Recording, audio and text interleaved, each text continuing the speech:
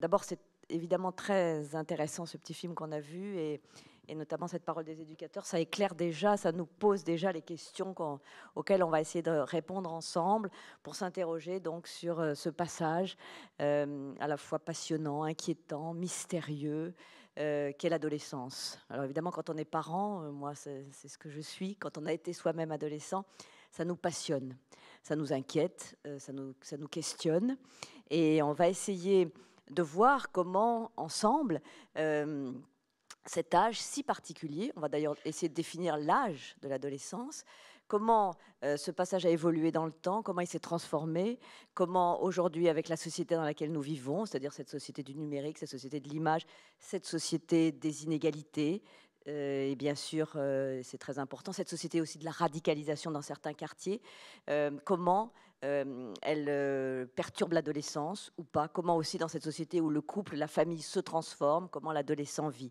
On va essayer de répondre à toutes ces questions et bien sûr, on vous donnera la parole. C'est le plus important. Évidemment, c'est très important que vous puissiez vous exprimer.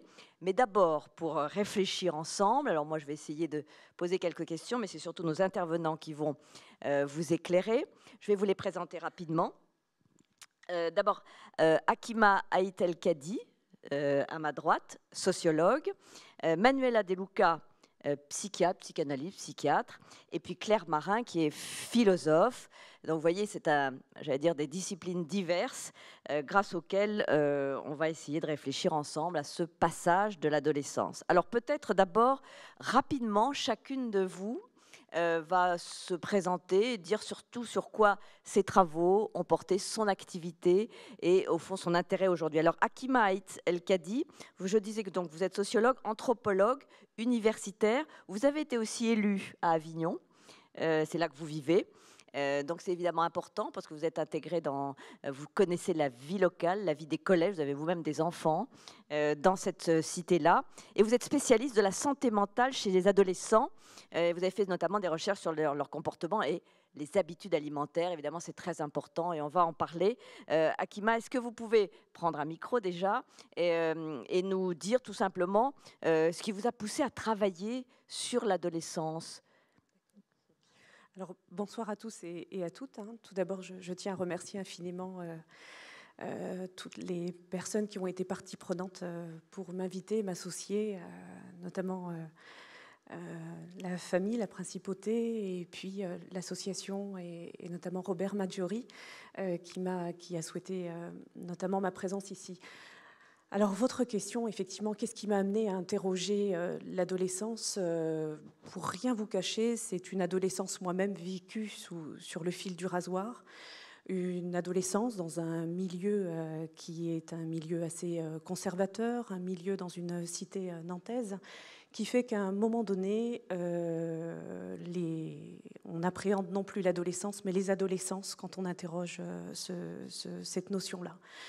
Ce qui m'a conduit du coup à travers ce parcours de vie assez difficile sur lequel je ne reviendrai pas, sinon d'avoir effectivement eu à être mariée en tant que mineure et du coup à avoir eu cette chance. Et vos parents sont de quelle origine? Marocaine. Marocaine, donc je suis née à Nantes. Oui. Et donc une famille assez conservatrice, une mère veuve à 33 ans avec 6 enfants. Et heureusement, l'école de la République qui est arrivée pour me faire lettrer. Et puis ensuite, au lycée, la rencontre avec la philosophie. La rencontre avec la philosophie qui m'a appris à finalement m'évader à travers le fait qu'on pouvait interroger autrement le sens à donner à son existence quand on l'interroge constamment et puis qu'on a d'autres voix qui vont venir finalement vous dire comment être l'artisan de votre propre histoire de vie et vous faire croire que vous êtes sujet d'une histoire, alors qu'en réalité, vous êtes sous les pressions communautaires. Donc, pour faire très rapidement, je me retrouve mariée avec un conjoint que je ne connais pas et qui est en Alsace. Je négocie le fait de pouvoir, en terminale, passer mon bac à Nantes. Et du coup, quelque part dans ce destin, je rencontre David Le Breton, nommé professeur à l'Université de Strasbourg, et puis surtout un territoire où l'Université de Strasbourg est très imprégnée d'une histoire de la philosophie avec l'héritage allemand, qui a fait que du coup j'ai fait une thèse sur les conduites à risque à l'adolescence et interroger l'anthropologie de la souffrance au féminin à cette période de la vie. J'ai souhaité bien évidemment avoir des clés de compréhension et quelque part ma thèse est une biographie quelque part cachée. Ça m'a amené ensuite à intégrer en tant que chercheur le CNRS à Marseille, à la Timone, les quartiers nord, où nous devions interroger les habitudes et comportements alimentaires des adolescents, notamment dans le cadre de la prévention des conduites anorexiques pour mettre en place les maisons des adolescents en France.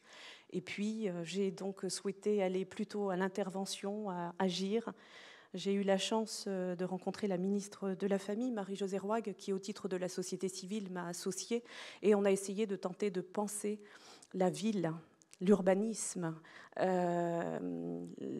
comment se déambuler, comment, par exemple, quand il y a un programme de rénovation urbaine, faire en sorte que les friches ne soient pas réinvesties par l'adulte, mais que ça puisse rester des espaces, des non-lieux où l'adolescent va prendre des risques, comme il a été dit dans le reportage, et comment l'adulte va trouver ce juste milieu. Toujours universitaire actuellement, mais j'ai eu la chance aussi de travailler en Suisse pendant 4 années dans une fondation de la protection de l'enfance. Et aujourd'hui, depuis 3 mois, j'ai pris la responsabilité de diriger un service de protection de l'enfance avec essentiellement des éducateurs qui interviennent dans tous les territoires du Vaucluse, 15 communes.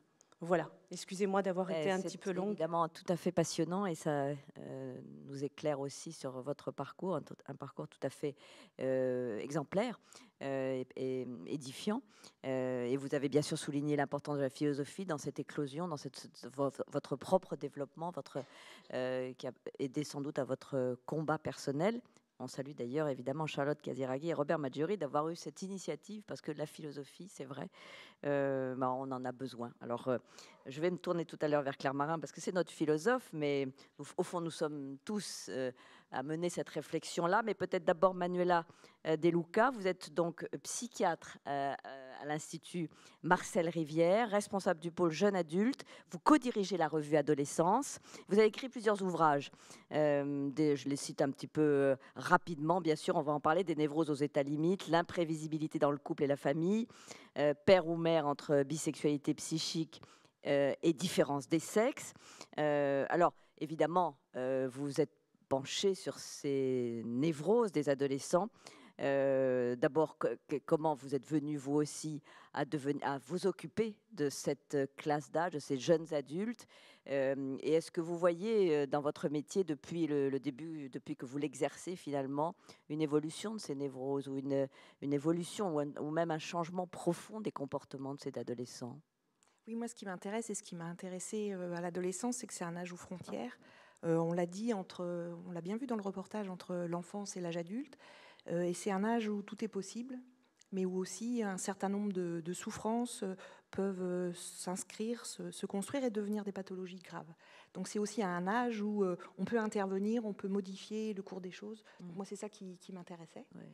Sur l'évolution, oui, effectivement, il y a une évolution très importante. On a de plus en plus d'adolescents jeunes. Vous les voyez, vous en voyez combien, par exemple, quotidiennement, j'allais dire Moi, je m'occupe d'un service où on a 80 lits, donc vous imaginez que ça fait beaucoup. Et effectivement, beaucoup aussi en consultation. Donc voilà, oui, j'en vois beaucoup tous les jours. C'est ça qui est passionnant, parce que c'est jamais les mêmes et ça nous fait toujours beaucoup progresser. Donc oui, effectivement, les troubles commencent de plus en plus tôt et avec des pathologies de plus en plus lourdes et difficiles, avec une intrication très importante entre le corps et la psyché, et notamment autour des attaques du corps, alors au sens large, que ce soit les scarifications, les tentatives de suicide ou les troubles des conduites alimentaires. C'est un âge où effectivement on parle aussi beaucoup avec son corps, beaucoup aussi avec les comportements, on l'entendait tout à l'heure. C'est pas forcément un âge où on demande de l'aide, mais où on expose, où on s'expose. Et donc là, l'adulte a un rôle important parce que c'est un message qui est adressé et ce qui est bien, c'est qu'il y ait quelqu'un qui entende ce message-là. Oui, et bien sûr, il n'est pas toujours facile d'identifier ces problèmes, de les détecter à temps pour pouvoir les soigner à temps aussi, avec, j'imagine, l'aide des professeurs, des parents, car tout ça va ensemble. Merci beaucoup, Manuela. Alors, Claire Marin, vous êtes philosophe, vous êtes... attendez, oui, on va garder ce micro. Vous êtes donc enseignante aussi en classe préparatoire. Donc, vous êtes au contact de ces jeunes adultes quotidiennement. Alors, ils sont un peu plus âgés que les adolescents, mais encore qu'on va peut-être essayer de définir ensemble ce qu'est l'adolescence aujourd'hui. Vous êtes membre membre du Centre international d'études de la philosophie française contemporaine à l'École normale supérieure.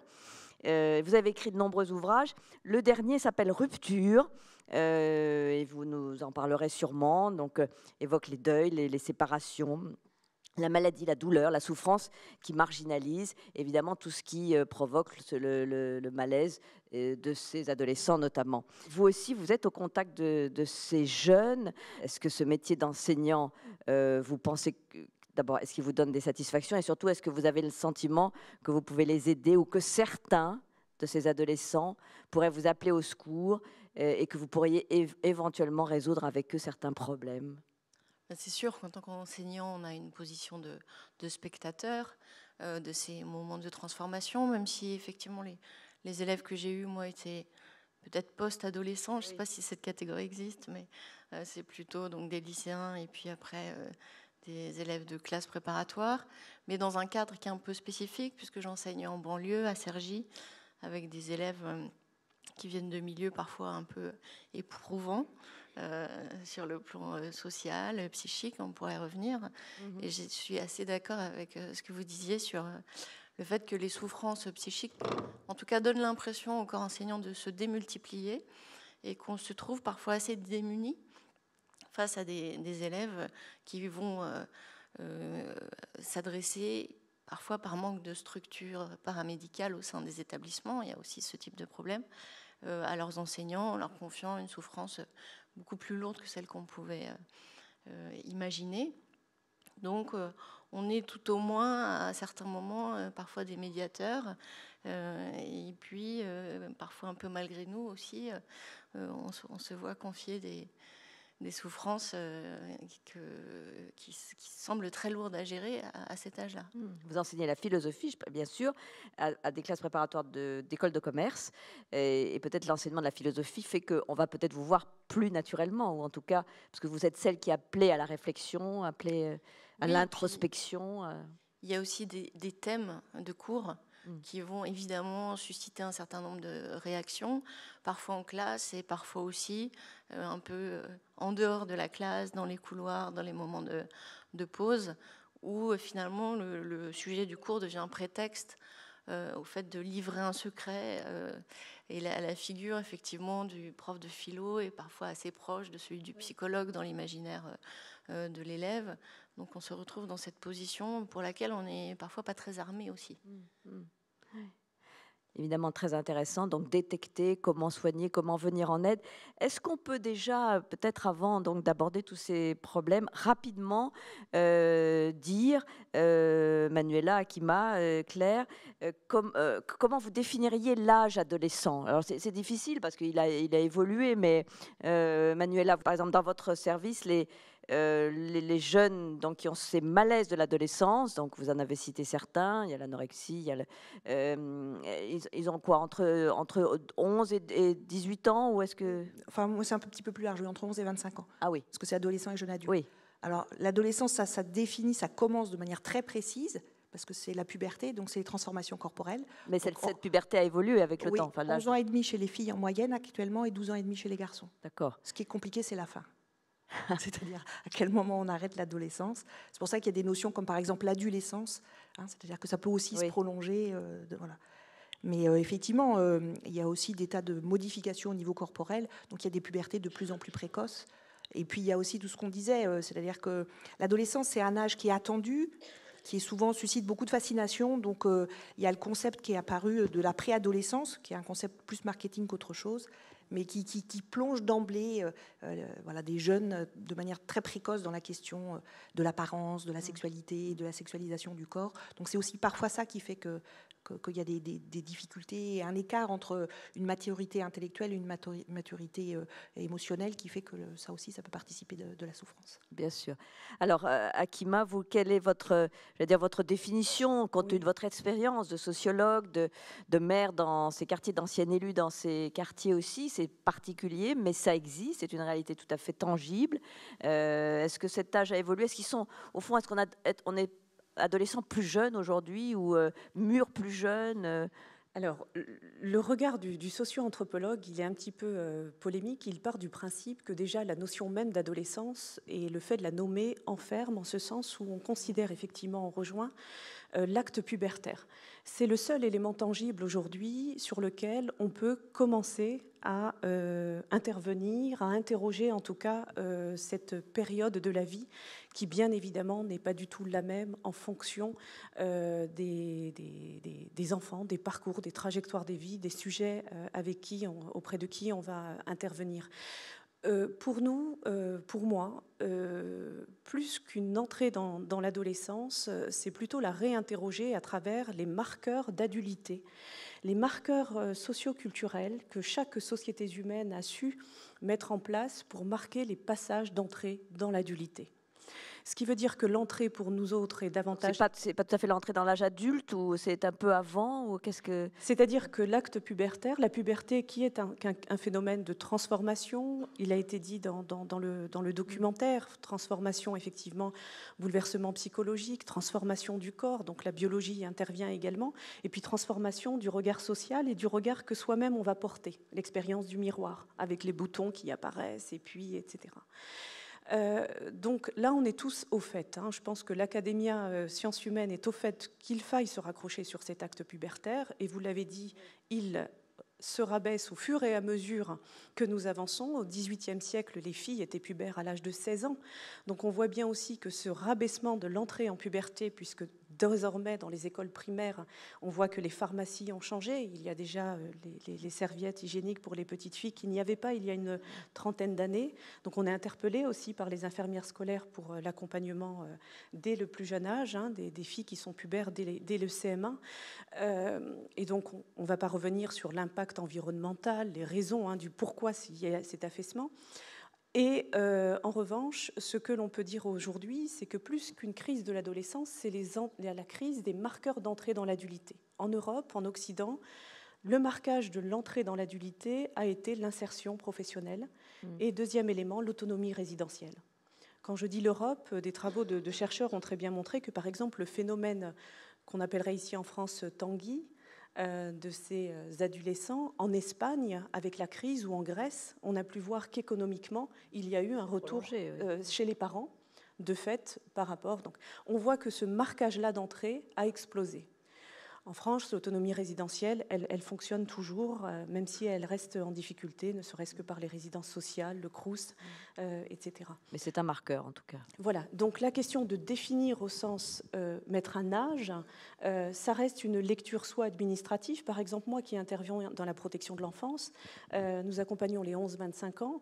On est assujetti à la dimension de minorité liés au juge des enfants. Et puis, à la veille de l'anniversaire des 18 ans, ils sortent d'un parcours estimant qu'ils ne sont plus des adolescents. Le système scolaire va les intégrer, va les reconnaître avec le collège secondaire, alors que dans d'autres territoires, comme en Suisse par exemple, on voit bien que l'apprentissage se fait très tôt, et là on voit de suite qu'ils rentrent dans l'adolescence. Et puis il y a aussi la dimension de la jeunesse, c'est-à-dire qu'aujourd'hui nous avons aussi des modes de consommation qui renvoient à la figure sociétale de la jeunesse. Et on voit bien que ces marqueurs-là dits de la jeunesse, notamment les marqueurs marketing, qui sont consommés à la fois par des plus de 40 ans, mais en même temps, le marketing qui vient, par exemple, mettre des lingeries pour des 8 ans, qui a fait qu'on a créé le phénomène des adolescents, on voit bien que là aussi, ce que propose une société dans ses modes de consommation juvéniles va aussi un petit peu brouiller en réalité ce qu'on essaie de qualifier. Donc c'est plutôt puberté d'un côté pour l'entrée et interroger les marqueurs d'entrée dans l'adulité, et ça varie d'une société à l'autre. Évidemment, et donc on voit bien combien tout ça bouge avec cette société qui est mouvante. Claire Marin, vous avez donc des jeunes.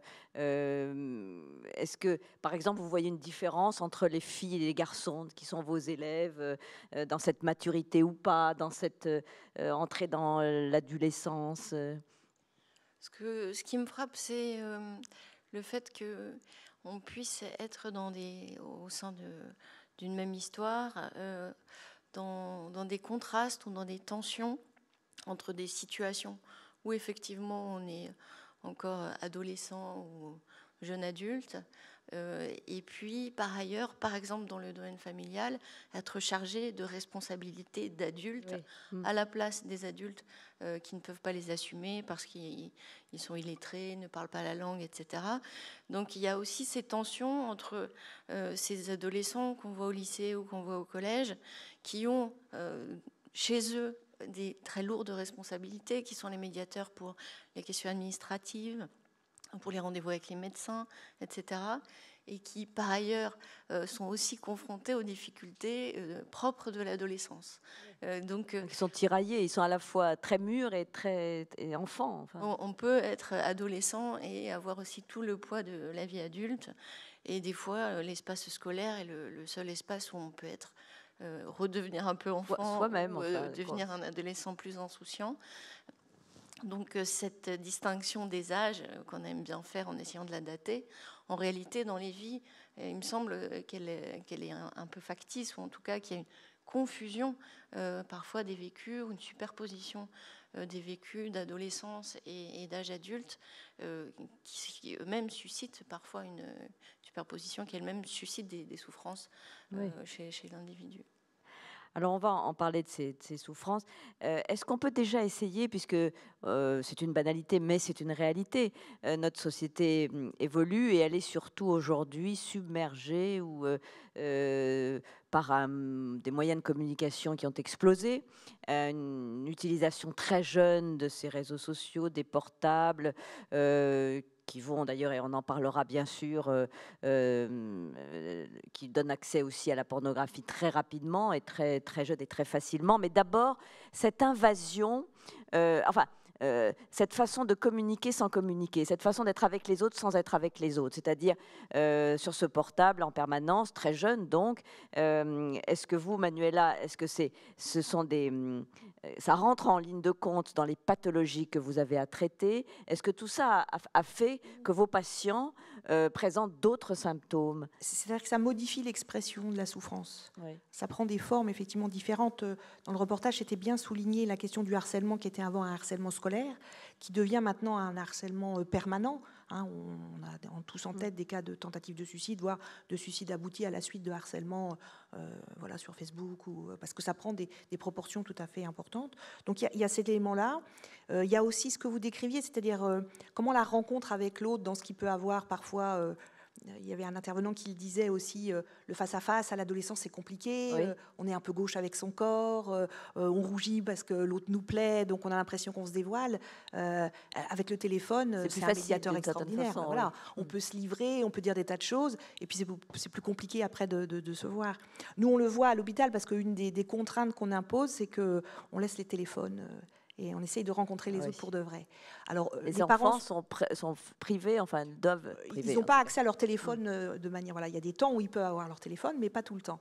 Ce qui est très intéressant, c'est que quand on en parle avant, on leur explique pourquoi. C'est souvent les parents qui sont catastrophés, en disant ils ne vont pas y arriver, ça va être terrible. Et les adolescents, très rapidement, ils font des choses entre eux, ils s'amusent, transgresse, voilà. Donc ça recrée aussi du lien. Donc à la fois, c'est ce que vous disiez, c'est aussi une ouverture extraordinaire, hein, parce que ça permet de rencontrer, de découvrir des tas de choses, mais ça modifie aussi le contact à l'autre et ça peut favoriser les conduites de retrait et la difficulté à rencontrer l'autre dans ce qu'il a de différent. Et puis parfois, parfois une fausse collectivité, ça peut être un isolement total au fond. Oui. Est-ce que vous diriez qu'il y a là plutôt une infantilisation ou au contraire une façon d'être mûr plus rapidement? Enfin, c'est peut-être d'ailleurs les deux finalement. Oui, c'est ça qui est intéressant, c'est la dimension paradoxale. C'est un outil extraordinaire d'autonomisation, de liberté, mais c'est aussi un espèce de doudou moderne. C'est-à-dire qu'on a l'impression qu'on est toujours relié, connecté. Enfin, on voit bien, il y en a qui disent bien qu'ils ne peuvent pas s'endormir s'ils ne sont pas à leur téléphone. Ouais. Hein. Alors, je ne parle pas des jeux où il faut donner à manger, se réveiller pour avoir des points supplémentaires, etc. etc. Donc, c'est vraiment les deux. Hein. Mais pour beaucoup, c'est un doudou quand même. C'est ça. Les adultes aussi, parfois. Akima, est-ce qu'on peut... Sur cette question... Ça a l'air banal, mais en fait c'est assez central parce que... C'est complètement central, d'autant plus que nous-mêmes, même les chercheurs sont un peu désarçonnés, parce qu'on est aussi une génération de l'entre-deux. Quand on interroge le grandir à l'âge du numérique, on est dans cette difficulté générationnelle qui fait que nous avons en 2000 la première génération tactile, la première génération qui, même en matière de dextérité, ne manipule pas comme nous dans les générations où on a pu à un moment donné toucher un clavier ou une machine à écrire. Il y a aussi cette révolution qu'a apporté à la fois le portable, les réseaux sociaux, mais également, on l'oublie, tout ce qui est les FaceTime, les Instagram, où sa quotidienneté est systématiquement mise à l'image et exposée, qui fait que même la dimension du face-à-face n'est pas celle que nous avons expérimentée, que nous incarnons aussi dans notre sensibilité, dans un rapport quelque part phénoménologique au monde. Donc, même les neurosciences ont vu qu'à un moment, des zones se sont ouvertes, que nous n'avons pas, et puis d'autres, par contre, se sont complètement fermées.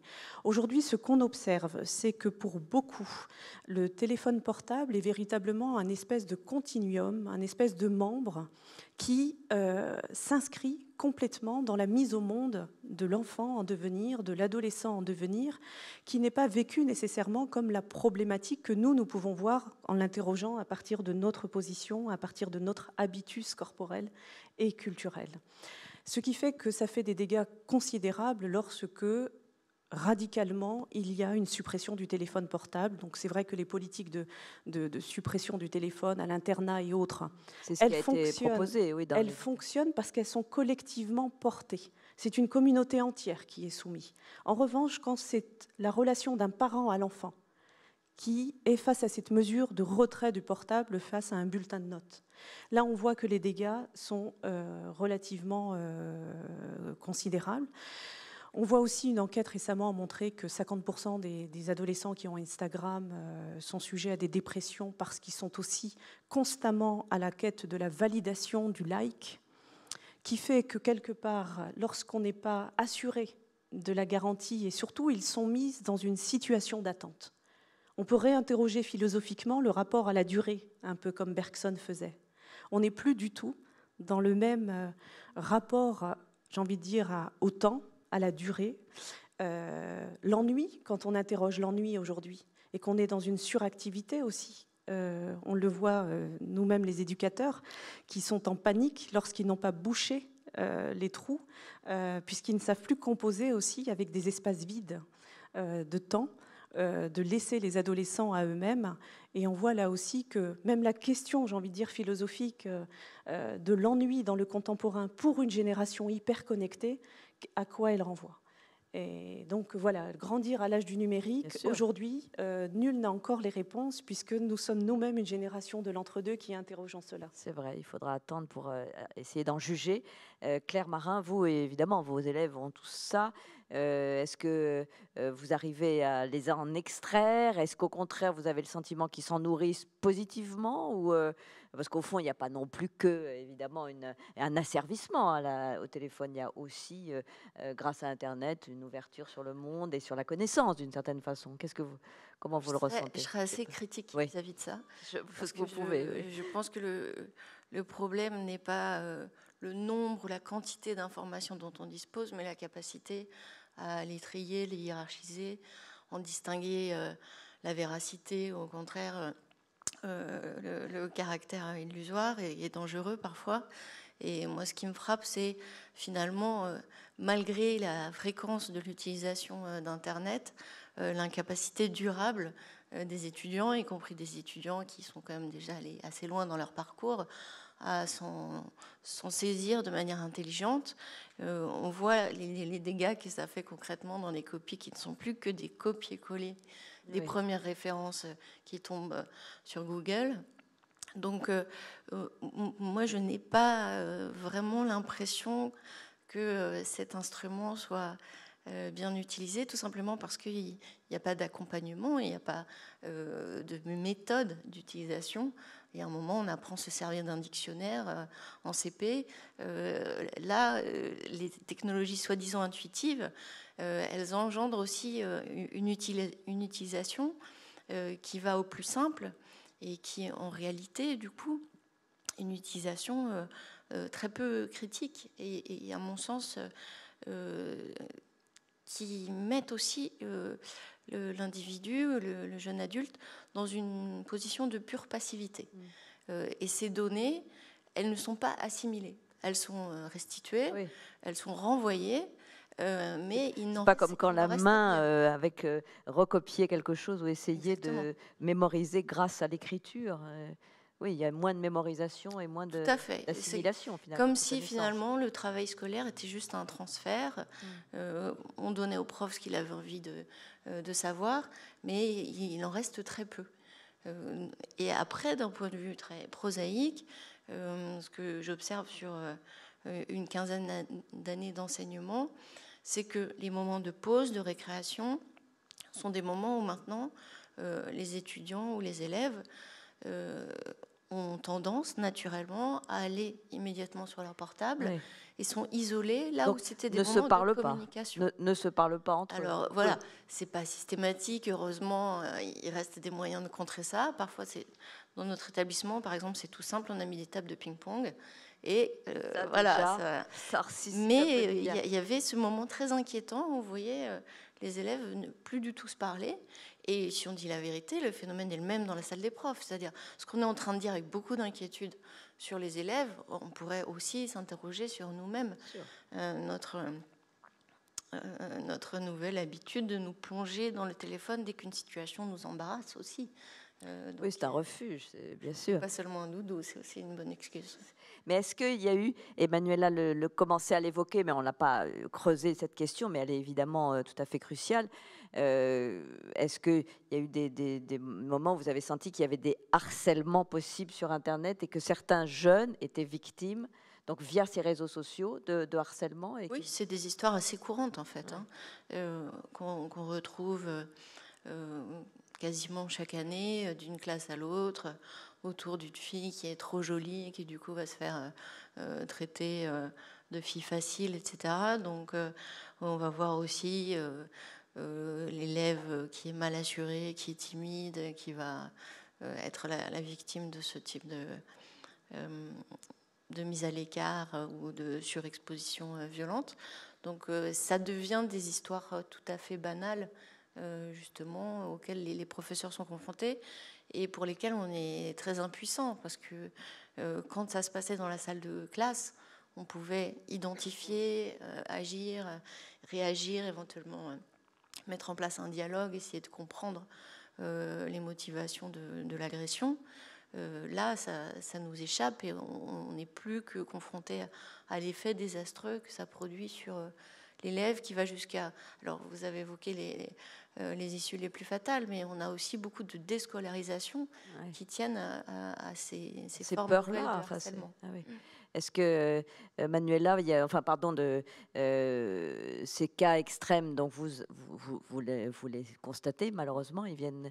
Est-ce qu'ils sont de plus en plus nombreux et surtout, est-ce que vous arrivez à y faire face? Est-ce que vous arrivez à susciter une parole suffisante? Est-ce qu'on vous parle? Est-ce qu'on vous explique ce qui s'est passé? Est-ce que vous... Oui, c'est vrai qu'il y a tout un travail justement pour sortir de la honte, parce qu'il y a aussi cette dimension-là, c'est-à-dire que quand on a été harcelé, on a aussi le sentiment extrêmement fort de ne pas être à la hauteur, d'être la risée de tout le monde, et ce sentiment de honte isole beaucoup. Donc tout le travail, c'est de leur permettre justement de sortir de la honte et de pouvoir s'exprimer. Ce que vous disiez tout à l'heure sur la question de la passivité aussi. Quand on est harcelé, on est dans une position alors de victime, mais aussi on se sent extrêmement passif.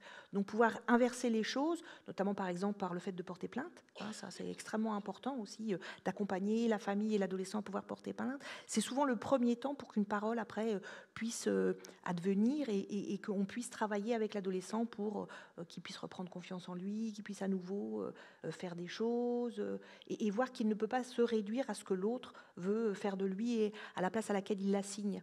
On parlait des réseaux sociaux, hein, effectivement, le nombre de likes, le fait d'être suffisamment beau, c'est aussi une dictature de l'image qui est parfois très, très, très complexe à l'adolescence, parce que, vous le disiez tout à l'heure, l'adolescence, ça s'appelait aussi l'âge ingrat, hein, c'est l'âge des boutons, des cheveux gras, du corps. Un rapport au corps qui est oui, et puis pas du corps facile, qui transforme. Donc c'est aussi un âge où on est extrêmement vulnérable à l'image qu'on peut donner de soi. Et il y a un investissement très très fort du regard et de l'image qu'on donne. Et les réseaux sociaux favorisent beaucoup ça, au détriment d'une intériorité ou de la découverte de ce qu'on peut avoir à l'intérieur de soi. Et ça, à l'hôpital ou en tout cas dans les soins, on essaye beaucoup de mobiliser ça par des activités, par la découverte de potentialités pour les adolescents. C'est très important. Oui, oui. Akima voulait ajouter quelque chose?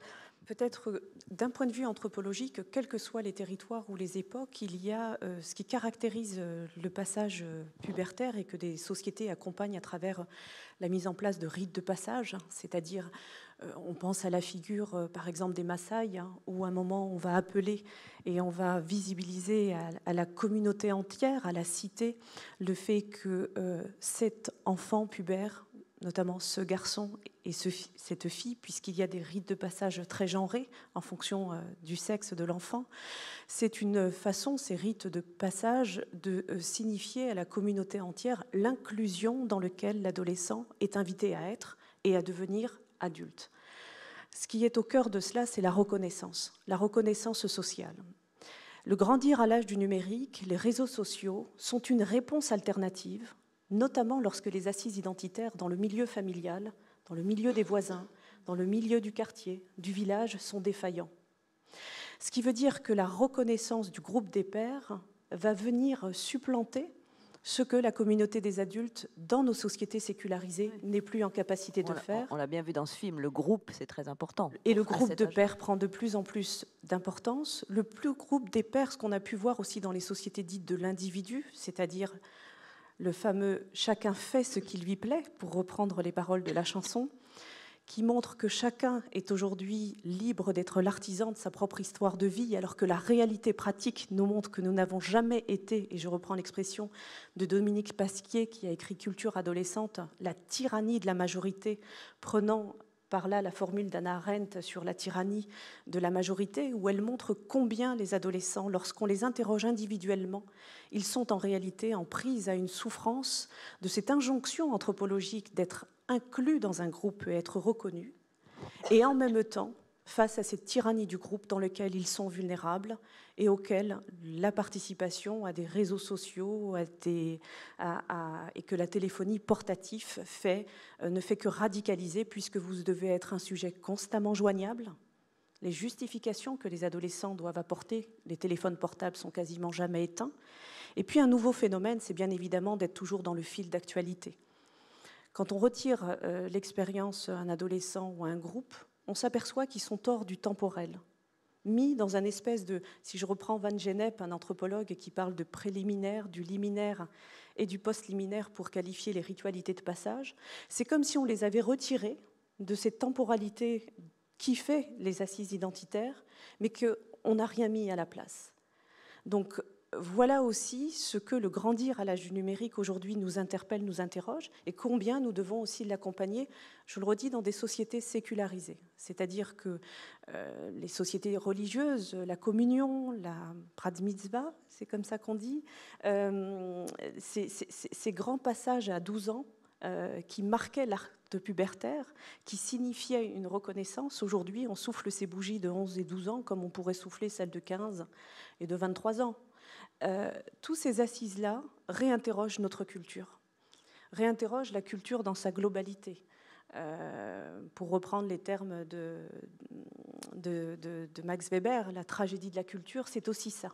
Comment une société des adultes sécularisée va être en capacité de réinventer du collectif, qui va permettre à des sujets pubères qui vivent l'acte de transformation le plus radical que tout être dans son existence est amené à vivre, explosion d'un point de vue des bouleversements psychologiques, hormonaux, physiologiques, changement de l'image de soi, et des appels qui caractérisent le fait pubertaire est celui d'une subjectivation, c'est-à-dire quitter le nous familial, le nous parental. François de Singly l'a montré dans Les Adolescents, où on va essayer de devenir sujet en quittant ce nous parental qui est irrémédiable et que toutes les cultures et sociétés humaines ont su visibiliser, d'où les ritualités de passage.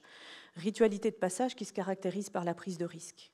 Quand on doit aller chasser le lion, quand au Vietnam, on doit aller retirer sa chevelure, se tatouer, se scarifier dans d'autres cultures, on voit qu'on doit faire un acte sacrificiel, c'est-à-dire un acte de renoncement de quelque chose pour investir le monde de la contrainte adulte. Ces actes-là ne sont plus réinventés collectivement du fait, bien évidemment, de nos sociétés qui aussi ont tous cette beauté et cette chance aussi. Hein, on va pas de pouvoir rendre libre, mais ça réinterroge aussi comment faire que nous soyons dans des sociétés du sujet, des sociétés de la liberté, qui permettent aussi d'accompagner, de réinventer collectivement ce passage, ces actes de passage pour éviter les passages à l'acte que sont la tentative de suicide, les scarifications et les automutilations. Vous dites évidemment société sécularisée, et c'est vrai, on pourrait s'interroger aussi sur le fait que la religion qui instaure ces rites de passage, la communion vers 12 ans, la bar mitzvah à 13 ans, etc., c'était très important, mais tout ça évidemment recule dans nos sociétés et c'est fondamental pour les adolescents. J'ai envie qu'on s'interroge, moi, peut-être sur le rapport avec la famille, parce qu'évidemment, cette famille, ce modèle familial, force est de constater qu'il a éclaté, qu'il se disloque. Claire Marin, vous avez écrit un livre qui s'appelle Rupture, avec un S. Les adolescents, les jeunes que nous rencontrons aujourd'hui, nos enfants, etc., n'ont évidemment plus cette même référence que nous avions, en tout cas, enfin que moi j'avais. Est-ce que ces ruptures-là, elles font irruption dans les cours et que parmi ces jeunes, est-ce que vous sentez certains déstabilisés, à rechercher des repères à cause de ce modèle familial qui a éclaté? Oui, je crois qu'il y a un paradoxe qu'on peut souligner, c'est que effectivement les séparations, les divorces se sont démultipliés. On peut avoir l'impression que ce sont des phénomènes qui se sont banalisés et du coup le nombre d'enfants de familles divorcées augmente et d'une certaine manière, comme ça devient courant et banal, on a peut-être tendance aussi à banaliser la souffrance ou en tout cas à dire il s'adapte, c'est comme ça, et puis de toute façon dans sa classe tout le monde a des parents divorcés et ce qui pouvait être pris en considération peut-être pour des gens de ma génération quand on était enfant de parents divorcés, il y avait encore quelque chose qui faisait qu'on s'intéressait, alors je ne dis pas que maintenant on se désintéresse de la souffrance des enfants, mais il me semble qu'il y a quelque chose un peu de banalisation qui font que parfois les adolescents sont presque illégitimes à dire « mais ça me fait horriblement souffrir ». Et on voit ressurgir ces problématiques avec là aussi des perspectives qui s'inversent, c'est-à-dire des adolescents qui prennent en charge la souffrance de la mère ou du père quitté, profondément déprimé, et qui en classe se trouvent à regarder, enfin c'est une anecdote qui m'a beaucoup frappée, un étudiant qui était en train de faire autre chose visiblement qu'écouter le cours et qui essayait de comprendre des textes de loi sur Internet, sur son ordinateur, pour essayer d'accompagner sa mère dans sa procédure de divorce. Donc on a aussi cette inversion de la charge presque de responsabilité que certains doivent assumer, soit parce qu'il y a des petits frères et sœurs dont il faut qu'on s'occupe à la place du parent, on va dire momentanément défaillant, soit parce que effectivement on est dans une situation de souffrance personnelle très forte. Est-ce que Manuela De Luca, oui, j'imagine, enfin c'est une évidence, mais est-ce que tout ça a explosé? Ou au contraire, est-ce que, comme disait Claire, il y a une sorte de banalisation de cette souffrance? Oui, c'est vraiment la question du paradoxe, parce qu'effectivement, on a l'impression que pour tous les adolescents, maintenant c'est simple, parce que presque tout le monde divorce, on va dire, en région parisienne, on sait que ça a explosé. Mais ce que ça fait individuellement, c'est ça qui est terrible à chaque fois. C'est-à-dire que c'est la fin aussi, ça vient acter d'une manière extrêmement brutale la fin de l'enfance, la plupart du temps, quand le divorce survient au moment de l'adolescence. C'est-à-dire que cette représentation du paradis de l'enfant, il est encore plus marqué dans ces moments-là. Et effectivement, le fait aussi qu'un des deux parents ou que les deux parents soient en grande détresse, l'adolescent se sent absolument pas légitime à pouvoir lui-même exprimer sa détresse et sa tristesse. Donc ça aussi, c'est très très compliqué. Et puis ce qui est aussi très compliqué, c'est qu'à l'adolescence, il faut pouvoir attaquer ses parents. C'est-à-dire qu'on va se construire en les attaquant. Et quand il y en a un des deux ou les deux qui sont tellement en train de se débattre dans des difficultés, on ne peut pas les attaquer. Et donc souvent, on s'en veut beaucoup et on va retourner toute l'agressivité qui devrait normalement pouvoir s'écouler envers des parents qui seraient capables de supporter les attaques envers soi-même. Et donc c'est là où il y a une espèce de cercle vicieux très très important qui est présent. Mais le fait que ce soit fréquent ne fait pas qu'individuellement on souffre moins. Ça c'est vraiment très très important. Oui. Et les parents vous viennent en aide, j'allais dire qu'ils participent quand même au fait que vous cherchez des solutions avec ces jeunes. On ne peut pas travailler sans la famille. C'est-à-dire que les parents sont impliqués au quotidien, on les reçoit avec les adolescents, bien entendu, mais aussi on leur propose des espaces où ils peuvent se regrouper, des groupes de parole, où ils peuvent, en tant que parents, aussi parler de la détresse d'avoir un enfant qui ne va pas bien, parce que c'est aussi très culpabilisant pour les parents. Ils se disent toujours on n'a pas fait ou on a fait trop. Et donc de pouvoir partager ça collectivement, c'est aussi très, très important. La culpabilité n'aide jamais personne. Mais ça vous arrive d'avoir des résistances de parents qui ne veulent pas participer au traitement qui aussi, surtout encore plus, qui ne veulent pas. Enfin, je prends l'exemple toujours, voilà, là c'est la période des examens. On peut recevoir en consultation des jeunes filles qui ont des troubles des conduites alimentaires, donc qui ont des poids autour de 30 kilos par exemple, pour 1m70. Donc je vous laisse vous représenter ce que ça peut faire au niveau de la maigreur. Et quand on dit que là il y a un risque vital et qu'il faut hospitaliser, les parents nous disent non mais c'est pas possible, parce qu'il y a le bac, parce qu'il y a les classes prépa, parce qu'il y a les concours. Donc il y a aussi des parents qui refusent de voir la détresse de leur adolescent. C'est difficile parfois de se dire qu'on a un adolescent et qui ne va pas bien. Oui. Très difficile. Oui. Akima, vous on parlait peut-être avant le débat. Vous parliez de ces femmes seules qui élèvent leurs enfants seuls. Enfin, c'est la trace de cette rupture familiale, bien sûr, qui, j'imagine, en plus, dans les quartiers que vous connaissez, sont synonymes de souffrances encore plus aiguës, encore plus graves. Sur la dimension famille, aujourd'hui, quand on parle séparation, on parle nécessairement du coup d'une monoparentalité. Elle est majoritairement portée par la mère, puisque les juges attribuent la garde plus systématiquement aux mères de famille. On ne revient pas sur aussi l'inconscient collectif d'un instinct maternel qu'il ne faudrait pas couper, bien que ça peut réinterroger aussi cette question de la filiation, par où elle passe. Pour revenir, avant de répondre à votre question, sur la dimension de la famille en tant que telle, les familles monoparentales, les familles recomposées, homoparentalité, etc. Nous, en plus, dans nos services de protection de l'enfance, où nous avons des enfants placés aussi, où nous avons des enfants que nous suivons en milieu ouvert, donc chez leur famille, ce qui ressort de tous les parcours de vie que nous accompagnons, c'est qu'en réalité, c'est la façon dont les équipes vont faire sens, dont les parents eux-mêmes vont faire sens sur cette expérience de rupture. Il n'y a en réalité jamais de divorce ou de mariage réussi. Quand on travaille sur les violences conjugales, c'est un grand pied de nez aussi à ce que l'on pourrait dire de divorces qui ne sont pas une solution aussi en soi. Mais ce qui ressort comme enseignement majeur, c'est l'écosystème affectif auquel l'enfant va se raccrocher.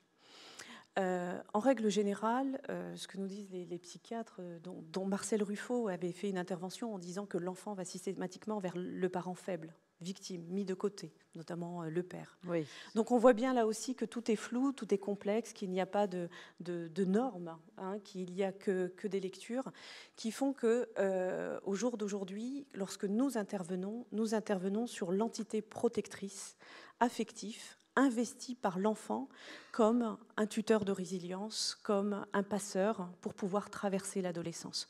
Nous essayons de sortir, quand bien même il y a l'autorité parentale, quand bien même il y a le juge des enfants qui demande à ce qu'il y ait la visite ou autre, et nous devons composer avec ça, et nous devons composer avec la parole de l'enfant qui dit qu'il ne veut pas voir, par exemple, son parent maltraitant le week-end lorsqu'il est en visite en présence de tiers.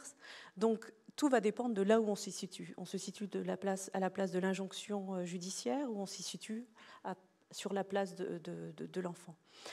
Pour revenir à ce que vous disiez, bien évidemment, on est face aujourd'hui à une importance considérable des familles monoparentales et a fortiori lorsqu'elles sont dans des milieux précarisés, dans des milieux populaires, dans des milieux où les ressources sont à 600 € par mois. Tout ça va faire qu'il y a aussi un épuisement des mères qui sont elles-mêmes, pour la plupart, en ce qui concerne notamment le Vaucluse, qui est un département très difficile, très pauvre en France, ce territoire, puisqu'il compte énormément de familles monoparentales qui ont moins de 25 ans et qui sont à plus de 3 maternités, et qui sont elles-mêmes dans des parcours de vie, de post-adolescence, non accompagnés, non réparés, et qui sont elles-mêmes... se sont inscrites dans des trajectoires qui ont consisté à finalement essayer de redonner sens à leur existence, à essayer de se réinsérer socialement par une reconnaissance d'un statut de la maternité et se donner une légitimité à être par le fait de la maternité. Beaucoup de travaux, dont ceux de Charlotte Levan, ont montré et ont appelé ça la fameuse maternité ou grossesse intégration. On a beaucoup ce phénomène-là, qui nous alerte au jour d'aujourd'hui. Et notamment, ces femmes très précaires, très vulnérables, sont dans les territoires populaires. Elles-mêmes des adolescentes, d'une certaine façon. Elles-mêmes des adolescentes, elles ont moins de 25 ans. On a eu un drame la semaine dernière en Avignon d'une mère qui a 33 ans, qui vient d'être incarcérée avec son fils de 16 ans. Réseaux sociaux, rix en bas de la tour, elle descend pour se défendre, mais elle vient avec un couteau et l'enfant, 22 coups de couteau à un jeune. Voilà. Et ce jeune qui a tué, et cette mère faisait partie de nos éducateurs qu'ils accompagnaient et qui avaient aussi mis l'alerte. Les quartiers populaires sont pour une grande majeure partie constitués de femmes, même si l'occupation de l'espace public est considérablement pour le coup masculin, en revanche. Voilà. Les territoires, ce qu'on appelle les quartiers prioritaires, sont en réalité désertés par les pères. Et la présence que l'on voit à l'extérieur nous laisse à penser que c'est le contraire. Donc la question de l'isolement. Et toute approche de l'adolescence, du grandir adolescent, quel que soit le milieu social, est nécessairement une approche par le milieu de vie, l'écosystème, l'approche de la famille, l'approche du groupe. Quand je dis famille, c'est aussi les grands-parents qui de plus en plus jouent le parent tuteur de substitution en attendant que la mère, le père trouvent du travail ou quoi que ce soit. Est-ce que, Claire Marin, les parents jouent un rôle est-ce que vous allez parfois les appeler au secours? Est-ce qu'ils collaborent? Est-ce qu'ils vous aident? Est-ce qu'ils parlent avec vous? C'est très variable en fonction justement de la structure de la famille. On a aussi un certain nombre d'élèves pour lesquels il est très difficile de joindre un parent. Alors moi j'ai des étudiants, mais j'ai beaucoup d'étudiants qui sont très isolés parce qu'ils viennent aussi parfois de loin pour faire ces études. Donc c'est parfois difficile d'avoir un interlocuteur familial. Et ce qui est de plus en plus fréquent, c'est que ce soit un frère ou une sœur qui joue ce rôle lorsqu'il y a effectivement des difficultés, un conseil de discipline, de l'absentéisme. Donc là encore, la famille se recompose avec des responsabilités lourdes qui sont attribuées à d'autres jeunes adultes qui ont eux-mêmes leurs propres difficultés à résoudre.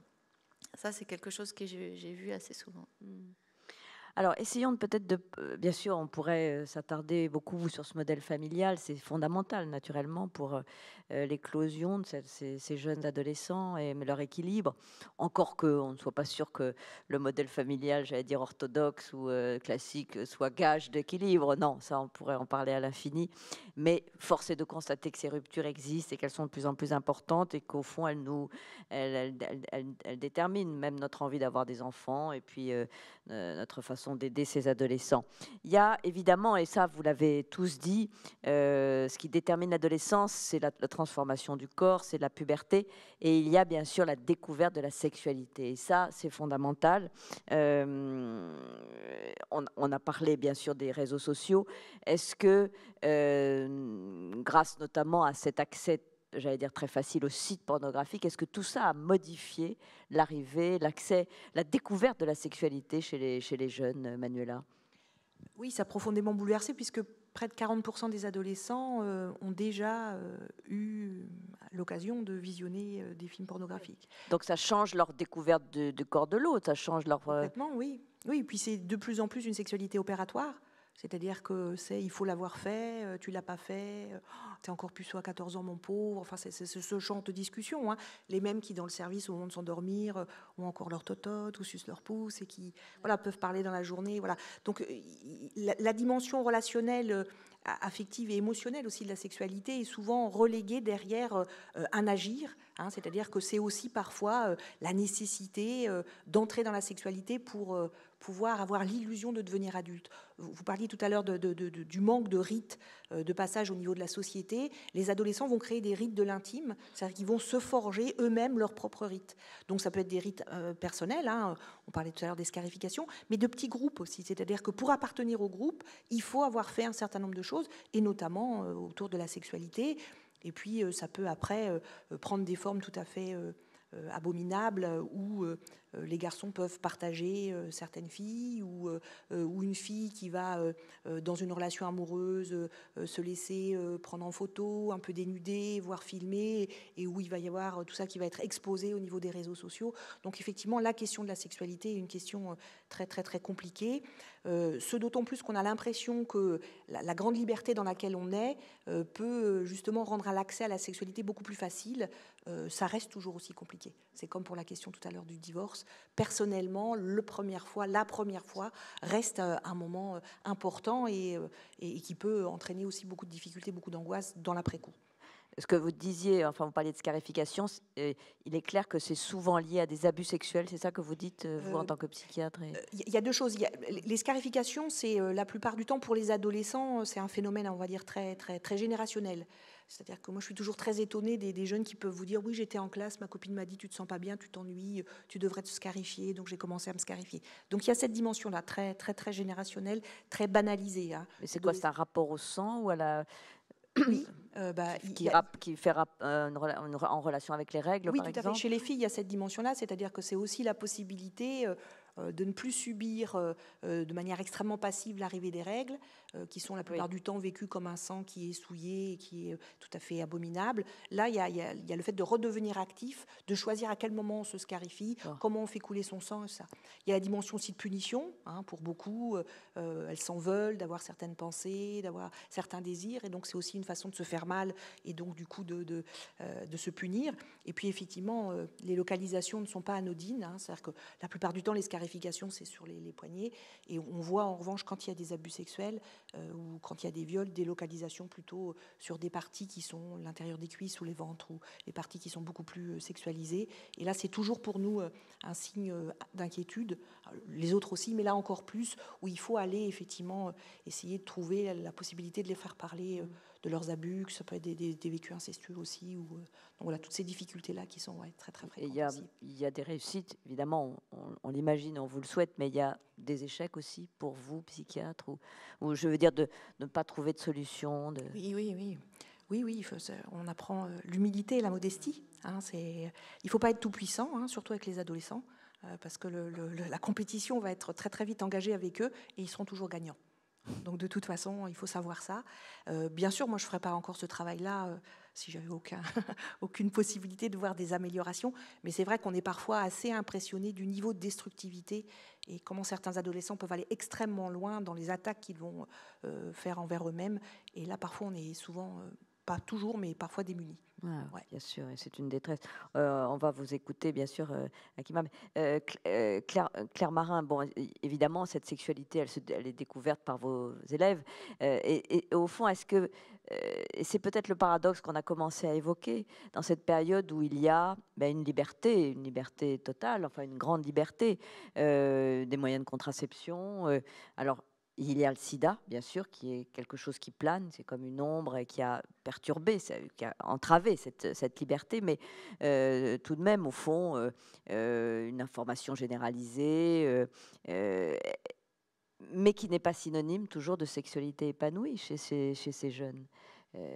Non, en effet, juste sur la remarque du sida, c'est une question que je me pose de savoir si elle plane de manière aussi angoissante pour les générations d'aujourd'hui. Oui, peut-être beaucoup moins que pour les nôtres. J'ai l'impression que c'est une réalité qui est vraiment tout à fait niée par les jeunes d'aujourd'hui, qui n'en parlent pas avec inquiétude et qui d'ailleurs n'en parlent pas et du ça, tout. vous le savez, vous avez des conversations avec eux là-dessus et vous pensez qu'ils ont arrêté de se protéger ou qu'ils se protègent moins parce qu'il y a une banalisation, parce qu'on pense que de toute façon on n'en meurt plus, parce que... Alors, ce n'est pas des conversations avec eux, parce que je ne parle pas directement de ce genre de thématique, mais c'est plutôt effectivement dans des travaux sur la question du soin que j'ai eu ce genre de retour. Après, là aussi, il y a à la fois un discours où le vocabulaire sexuel, érotique, pornographique devient très banal dans la manière d'interpeller une jeune fille, une camarade.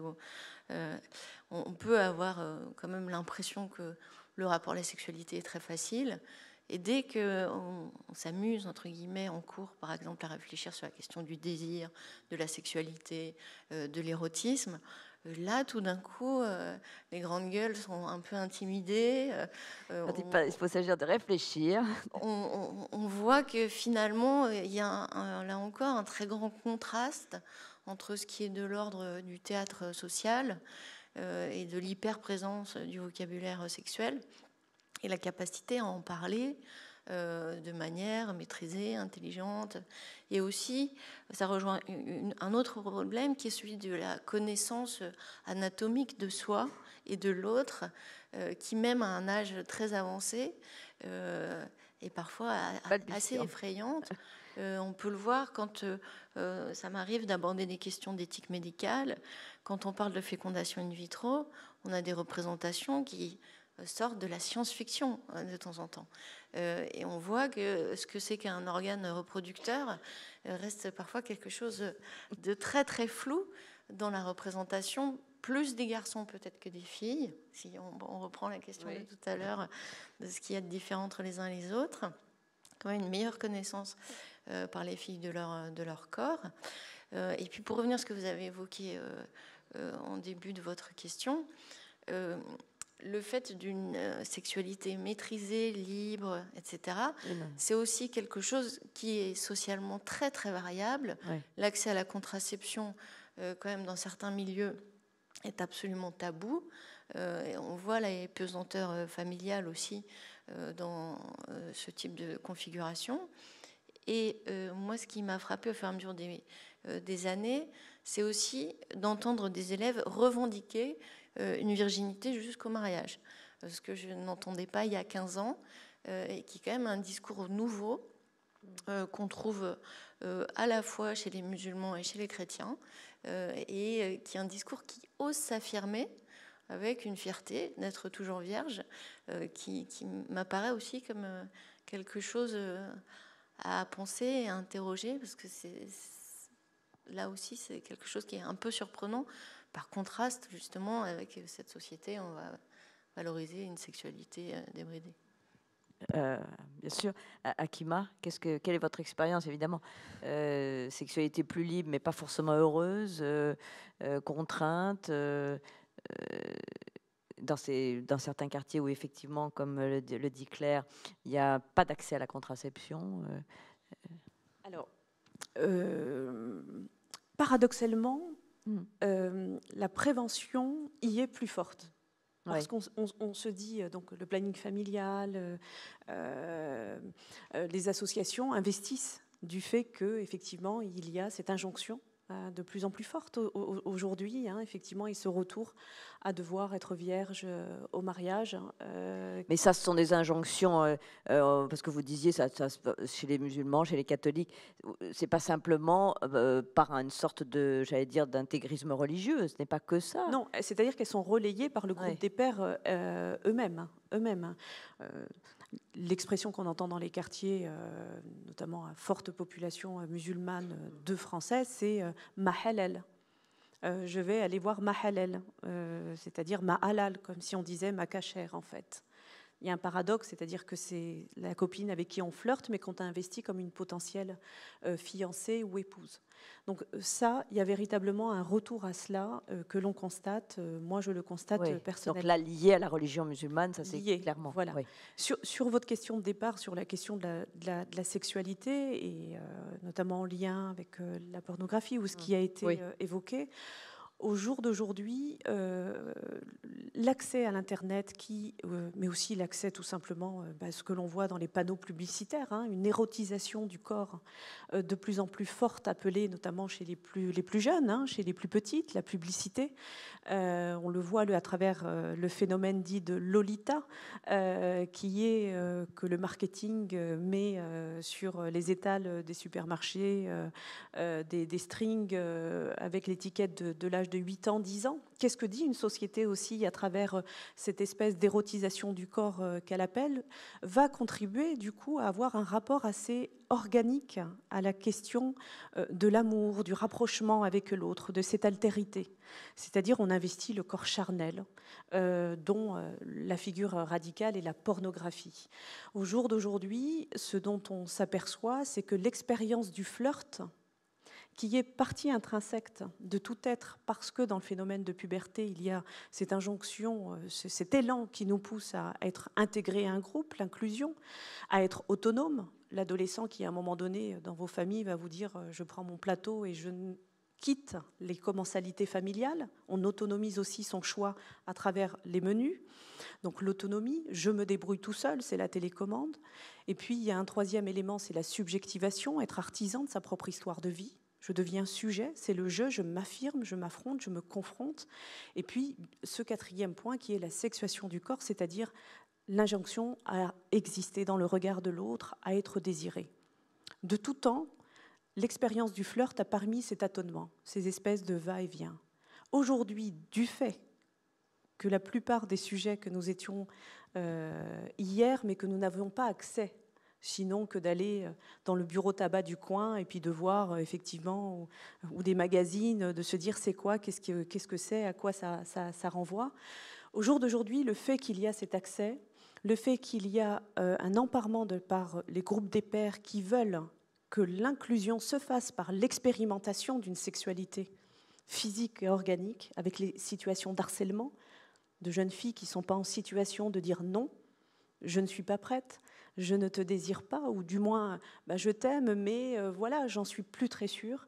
Cette durée-là que permettait le flirt, c'est là que nous observons une réduction qui, bien évidemment, est fortement favorisée par les réseaux sociaux.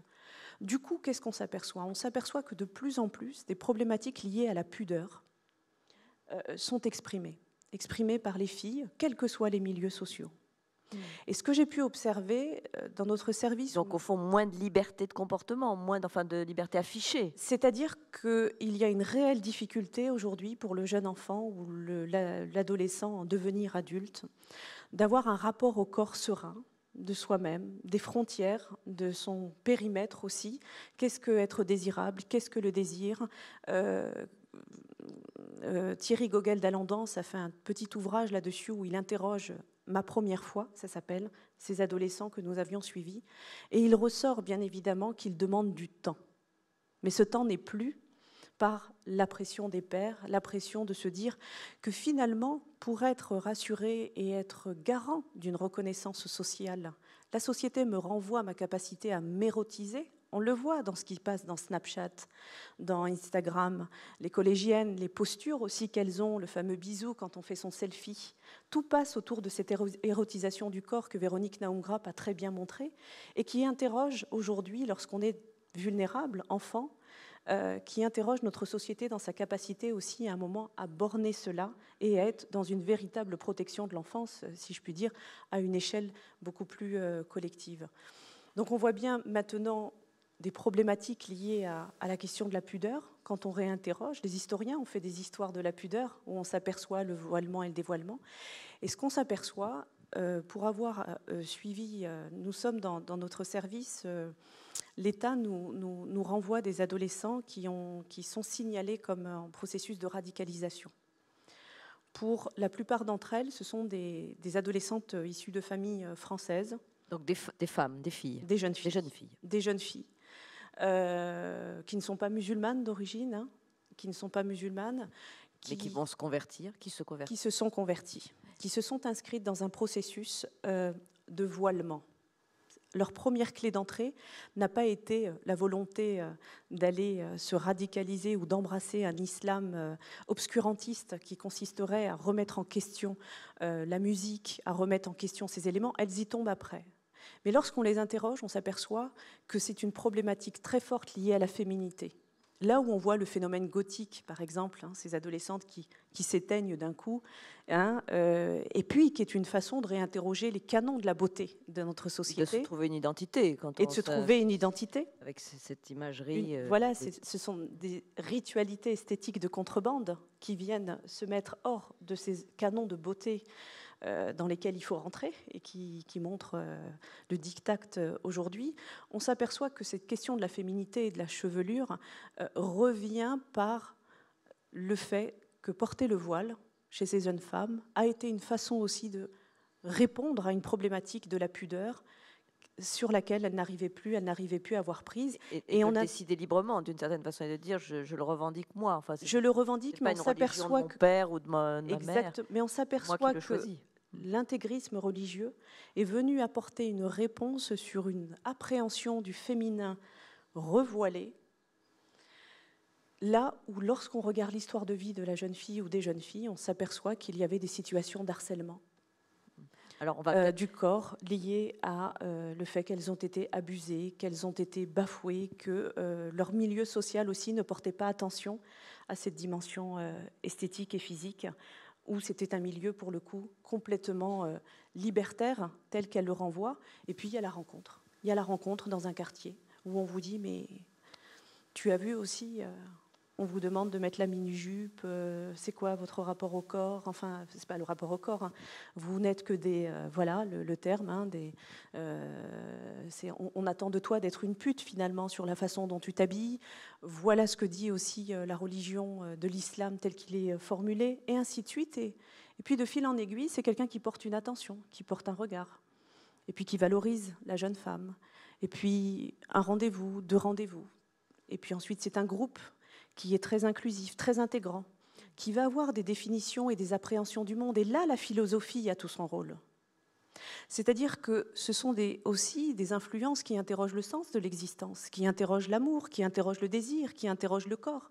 Tous ces éléments qui ne sont pas interrogés quand on est au collège ou quand on est dans un lycée.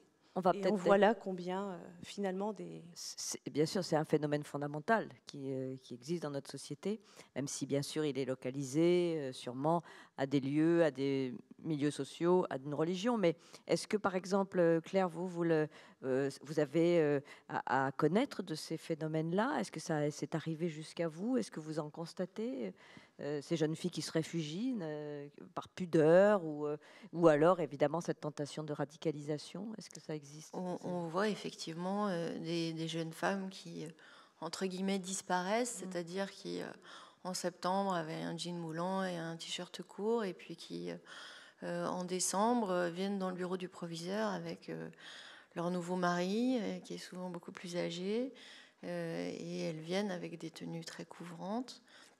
Donc c'est pas un phénomène non plus qui se démultiplie de manière tout à fait alarmante, mais ce sont des phénomènes qu'on observe, face auxquels on est assez démunis. Et je crois que quand on en est là dans le processus, c'est déjà trop tard. Et toute la philosophie du monde ne peut rien faire là, à ce moment-là. Et je crois quand même à une certaine efficacité de la philosophie, mais je vois la puissance de l'idéologie. Je vois qu'on a beaucoup de mal à avoir prise sur les discours sectaires qui convainquent ces jeunes filles, entre autres, parce qu'on a aussi évidemment le départ de nombreux garçons. Bien sûr. Est-ce que la psychiatrie se heurte à ça aussi, Manuela, ces dérives sectaires qui font que vous ne pouvez pas vous travailler peut-être d'une certaine façon ou pas? C'est-à-dire que nous, en plus, on a une variété très importante des réponses que ça peut apporter. Hein. Ce que vous disiez tout à fait justement, c'est que c'est aussi des réponses extrêmement simples à des problèmes très compliqués. C'est-à-dire que le code vestimentaire, la prière, tout est organisé, tout est structuré. Donc toutes les questions, tous les doutes sont complètement balayés, passent à effectivement une espèce d'idéologie très, très, très simpliste et qui rassure beaucoup les adolescents. L'autre élément aussi très important, c'est que ça confronte à la question de l'idéal. C'est-à-dire que ça joue sur un ressort propre à l'adolescence qui est cette quête absolue d'idéal. La quête religieuse hein, ou la quête philosophique, elle tend aussi vers l'accès à un idéal. Donc là, ça vient... et c'est ça qui est compliqué. Normalement, on se construit soi-même ses propres idéaux, hein, dans les rencontres, voilà. Oui, là, ça vient calquer un idéal. En l'absence d'une forme d'engagement politique, parce qu'on pourrait en parler longuement, mais il y a aussi ce recul. Nous, on militait quand on était très jeune, où on pouvait être tenté de militer, ça disparaît un peu. Donc il y a évidemment cette quête d'autres valeurs qui sont par la religion, par cette radicalisation. Oui. Et puis pour les adolescents les plus fragiles, c'est aussi parfois la possibilité d'être l'élu, d'être choisi. Et donc ça vient aussi combler, on parlait tout à l'heure de la recherche d'une reconnaissance, ça vient aussi combler cette appétence-là à être celui qui a été choisi, jusqu'à ce que ça puisse prendre des formes de kamikaze. Voilà. Donc, et puis il y a aussi des processus, parce que l'adolescence, ça peut être aussi un âge où on rentre dans des processus délirants, où la prise en compte de la réalité n'est pas du tout la même que chez la population habituelle. Et donc ça peut aussi être dans ces contextes-là que nous, on les voit, c'est-à-dire que dans des contextes très, très délirants où Dieu leur parle, où le prophète leur dit des choses. Il y a aussi cette frange-là, qui est une frange minoritaire, mais qui est aussi extrêmement présente. Ouais. Claire. Vous avez dit quelque chose, Claire, tout à l'heure. Moi, j'avais envie de dire que vous avez dit il y a une recherche de la virginité pour certains adolescents, ou en tout cas, paradoxalement, alors qu'on est libre, qu'il y a une forme de sexualité libre, ou en tout cas de contraception, d'ouverture d'esprit, de maturité plus jeune, etc. Il y a cette envie souvent chez les jeunes de peut-être de rester sentimentalement attachés. Ou on voit bien des comportements de jeunes qui se mettent en couple très jeunes et qui restent en couple. Est-ce que c'est pas justement d'abord, ce sont des phénomènes nouveaux, ça, parce que moi, personnellement, je ne l'ai pas vécu. Il y avait au contraire l'idée qu'on ne s'engagerait pas, surtout pas, en tout cas pas jeune, pas très jeune. Mais là, il y a parfois des signes d'engagement très tôt. Est-ce que ça vous paraît être le reflet d'une croyance dans les sentiments, au fond, d'une foi dans ce que c'est que l'amour, ou peut-être l'idée qu'on ne veut pas faire comme ses parents qui se sont séparés? Qu'est-ce que c'est, ça? Oui, il y a plusieurs choses dans votre question. D'abord, dans la revendication de la virginité, c'est aussi une manière d'être exceptionnel dans une société où tous les autres vont se vanter de leur conquête, et du coup se poser parfois en modèle moral, ou en tout cas donner de soi l'image de quelqu'un qui ne fait pas comme les autres. Donc c'est peut-être un nouveau biais aussi pour affirmer sa différence. Après, sur les couples précoces, je ne sais pas comment il faut dire, ce qui est vrai, c'est que dans un monde où on peut avoir l'impression que beaucoup de choses sont instables, inquiétantes, incertaines, il reste quand même, moi ça me frappe beaucoup chez certains de mes étudiants, cette inquiétude de savoir si on peut aimer toute sa vie la même personne. Et là, en ce moment, précisément, j'ai un étudiant qui me pose la question. À chaque cours, quasiment quel que soit le sujet qu'on aborde, et oui, il y a quand même cet espoir-là qu'il y aura quelque chose de stable et que ça sera dans l'amour. L'autre pôle, évidemment, c'est l'amitié. C'est-à-dire, c'est ça aussi qui permet de réparer ou de consolider les fragilités qui viennent, par exemple, du milieu familial. C'est la valeur très forte donnée à des amis. En ce sens, la rupture amicale peut être vécue avec beaucoup plus de fracas qu'une séparation amoureuse. Peut-être qu'on en voit d'ailleurs chez les patients des effets désastreux de la perte d'un ami. C'est souvent l'alter ego aussi. On recherche chez l'autre une partie de soi, donc il y a souvent une espèce d'arrachement dans la rupture amicale qui est très importante. Oui. Sur les couples très jeunes, il y a souvent aussi l'idée de la réparation, c'est-à-dire que ce qui n'a pas marché dans la famille, il y a aussi la volonté de ne pas faire la même chose On imagine, oui.